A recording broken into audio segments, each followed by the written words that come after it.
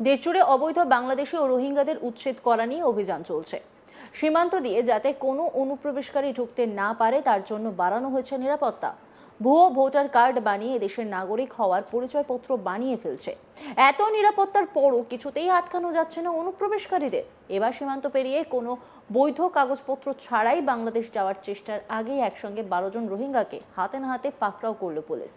আর তা নিয়েই প্রশ্ন উঠে গিয়েছে, ওই রোহিঙ্গারা কি উদ্দেশ্যে অবৈধভাবে ভারতে এসেছিল? তাহলে কি এর পিছনে অন্য কোনো উদ্দেশ্য ছিল, নাকি সেই বিষয়টাও দেখা হচ্ছে। চাঞ্চল্যকর ঘটনাটি ঘটেছে মুর্শিদাবাদের লালগোলায়।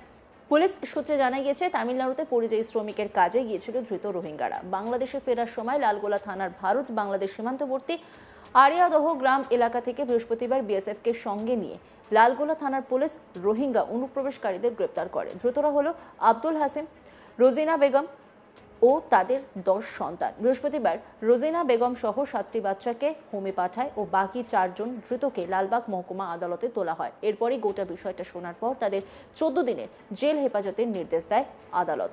পুলিশ প্রাথমিক জিজ্ঞাসাবাদে জানতে পেরেছে, ধৃত রোহিঙ্গারা বাংলাদেশ থেকে অবৈধভাবে অনুপ্রবেশ করে মুর্শিদাবাদ লালগোলা হয়ে তামিলনাড়ুতে পরিযায়ী শ্রমিকের কাজে গিয়েছিল।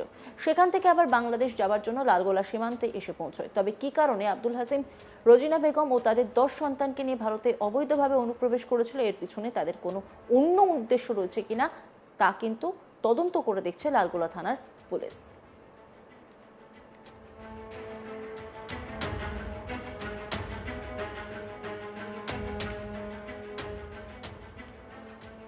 আর এই গোটা বিষয় নিয়ে একটি রিপোর্ট তুলে ধরেছেন আমার কলিগ সব্যসাচী ব্যানার্জি। দেখুন। এবার রোহিঙ্গা অনুপ্রবেশকারী সন্দেহে একই পরিবারের 12 জনকেই গ্রেপ্তার করলো লালগোলা থানার পুলিশ। লালগোলা থানার সূত্রেই জানা যাচ্ছে, লালগোলার আরিয়াদহ এলাকা থেকেই দুই স্বামী স্ত্রীকেই গ্রেপ্তার করেছে। একজনের নাম হচ্ছে রোজিনা বেগম এবং স্বামীর নাম আব্দুল হাসিম।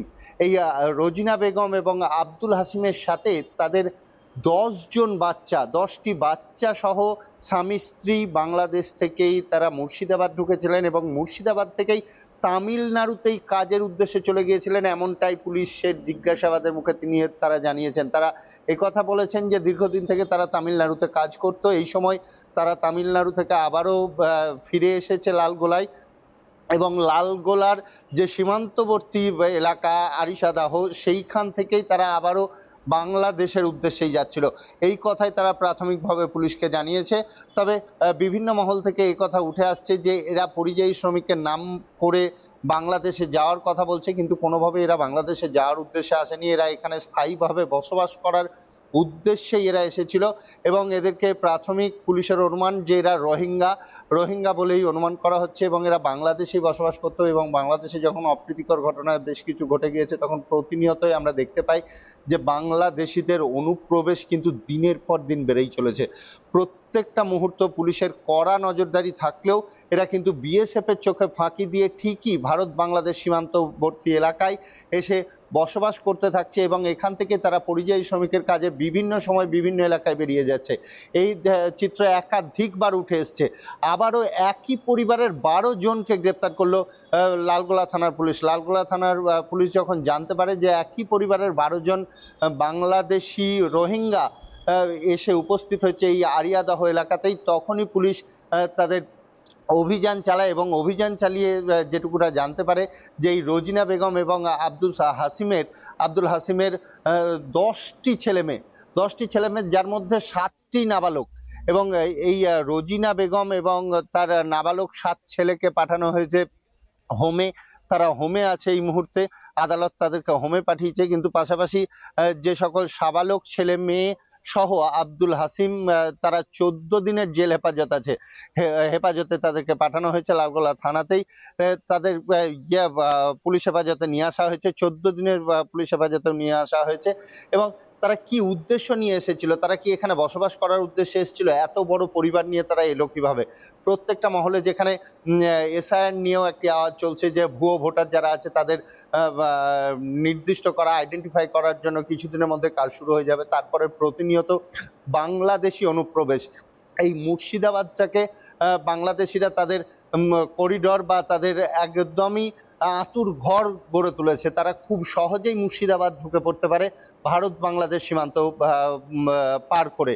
কারণ একটাই, যে আমরা দীর্ঘদিন থেকেই জানি যে মুর্শিদাবাদের বিস্তীর্ণ এলাকায় কোনো রকম কাঁটা তার নেই এবং বিস্তীর্ণ এলাকা জলমগ্ন, জলপথেও বর্ডার হয়ে আছে। এই কাঁটা তার না থাকার কারণেই এরা অতি সহজেই বাংলাদেশ থেকে ভারত ভূখণ্ডে ঢুকে পড়তে পারে এবং তার মেন করিডর হয়ে যায় মুর্শিদাবাদেই তাদের আস্তানাও তারা পেয়ে যায়, তারা ঠিক আশ্রয় পেয়ে যায় এবং এই মুর্শিদাবাদ থেকেই বিভিন্ন জায়গায় পরিযায়ী শ্রমিকের কাজ করতে বেরিয়ে যায় তারা।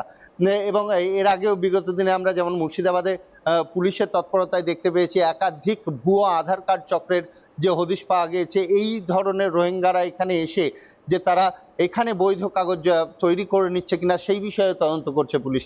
যে অবশ্যই যখন ভুয়া আধার কার্ড চক্র এত বেশি পরিমাণে বহিঃপ্রকাশ হচ্ছে, ধরা পড়ছে, তাহলে অবশ্যই এই ভুয়া আধার কার্ড এরা ব্যবহার করছেই, বাংলাদেশিদের হাতে অবশ্যই পৌঁছবে। যখন সাধারণ মানুষ প্রতারিত হচ্ছে তখন বাংলাদেশিরা কেন পাবে না?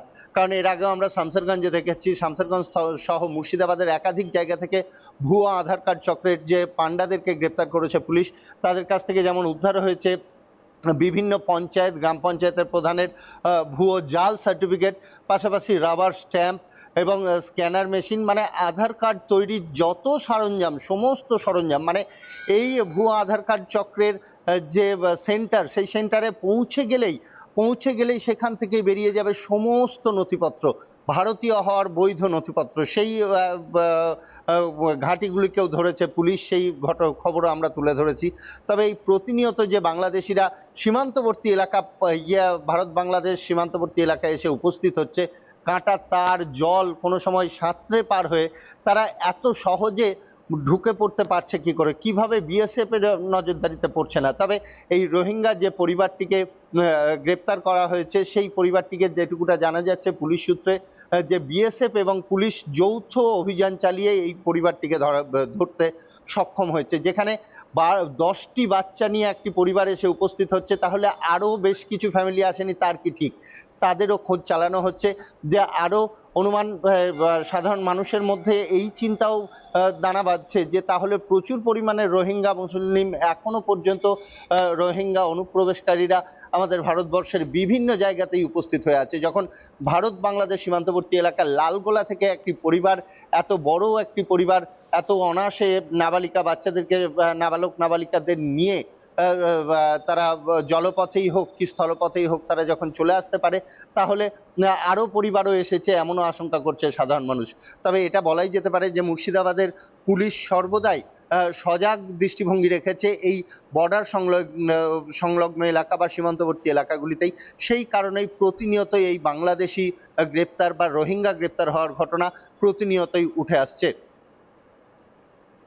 অন্যান্য খবরের আপডেটের জন্য অবশ্যই নজর রাখুন আজ তাক বাংলার ইউটিউব স্ট্রিমিংয়ে। লাইক, কমেন্ট, শেয়ার এবং সাবস্ক্রাইব করতে ভুলবেন না।